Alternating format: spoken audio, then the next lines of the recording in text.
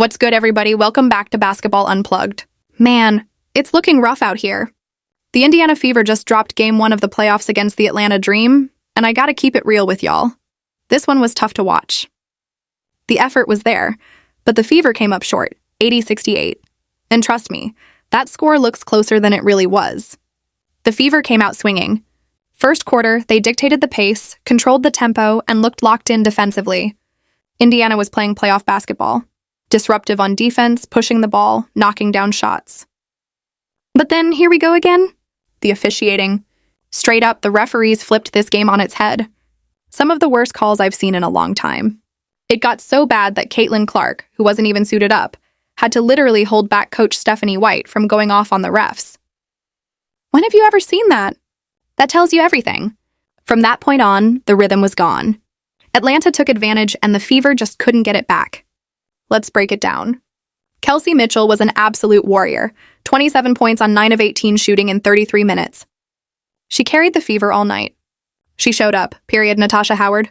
Just 2 of 7 from the field, 5 points. For a 2-time All-Star and 3-time champion, that's nowhere near enough. Aaliyah Boston. Don't let the stat sheet fool you. She finished with 8 points but had just 4 deep into the fourth before garbage time buckets. She ended 3 of 9 from the field. Disappointing.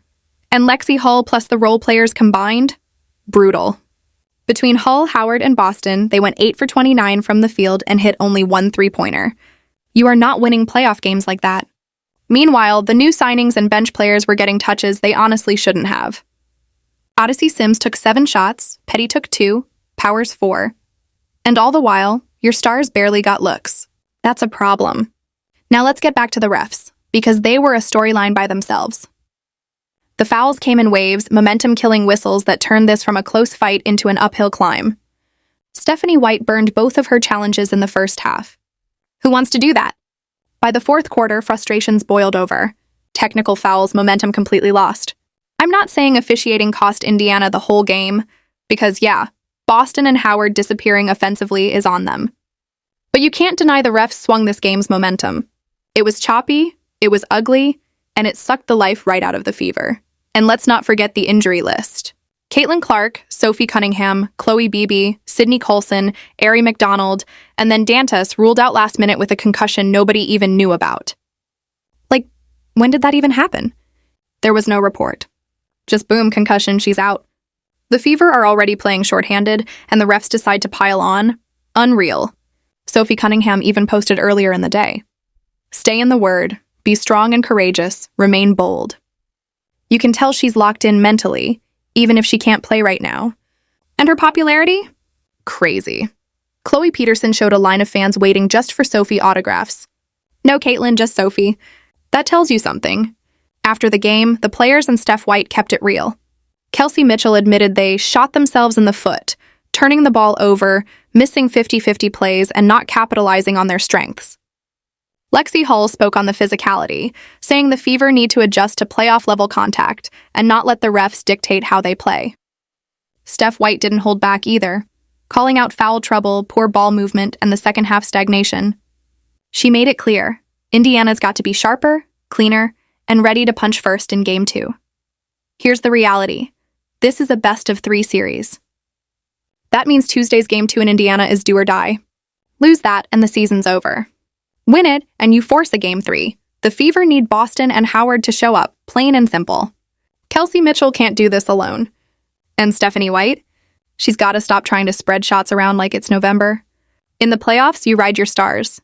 No excuses. If Indiana wants to keep this season alive, they need to regroup, come out swinging, and protect home court. Because right now, it's hanging by a thread. So what do y'all think? Did the refs cost Indiana this game? Or was it on Boston and Howard disappearing when it mattered most? Drop your thoughts in the comments, smash that like button, and subscribe for more Fever playoff coverage. Basketball Unplugged, we're still alive, but it's gut check time. Tuesday is everything, Aaliyah Boston and Natasha Howard. These two have to step up, plain and simple. When you've got a one-time Rookie of the Year and a former All-Star champion on your front line, you can't get 13 combined points in a playoff game. That's not just underperforming, and that's crippling your team's chances. Boston needs to demand the ball earlier in possessions, go strong in the paint, and use her physicality to draw fouls. Howard needs to assert herself offensively instead of floating on the perimeter. If Mitchell is the only consistent scorer, Atlanta will pack the paint and force everyone else into bad shots.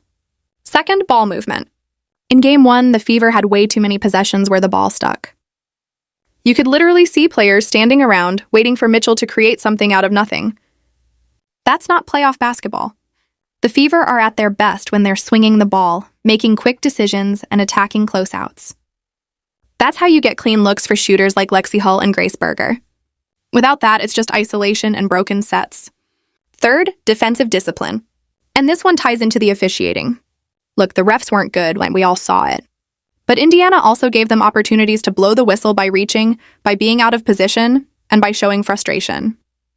If the Fever want to flip this series, they have to defend smarter. Slide your feet, contest vertically, and don't gamble on steals unless you're absolutely sure.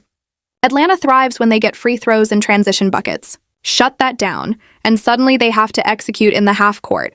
And that's where you want them. Fourth, coaching adjustments. Stephanie White has a choice to make in Game 2. Is she going to keep spreading minutes and shots across the roster like it's the regular season? Or is she going to ride her stars the way championship teams do in the playoffs? Right now, Odyssey Sims and the new additions are taking way too many possessions that should belong to Boston, Mitchell, or Howard. White has to shorten that rotation and make it clear. Stars carry you in the postseason. And finally, mentality. Playoff basketball is a different beast. Every possession matters. Every screen, every box out, every loose ball. Indiana looked sharp in the first quarter of Game 1, but once adversity hit, their energy dropped. That can't happen in Game 2. You're at home, your season is on the line, and the crowd is going to be behind you. The Fever need to come out with fire, punch first, and never let Atlanta dictate pace. This is a do-or-die situation. Game 2 is everything. You win, you keep the season alive and force a Game 3 back in Atlanta. You lose, and it's over. Simple as that. If Kelsey Mitchell brings the same fire, Boston and Howard wake up, and Stephanie White trusts her stars. Indiana has a real shot. But if they repeat the same mistakes from Game 1, pack it up. So now I'm throwing it back to y'all. What adjustment do you think is most important for the Fever? Is it Boston dominating inside, Howard finding her rhythm, or White changing the rotation?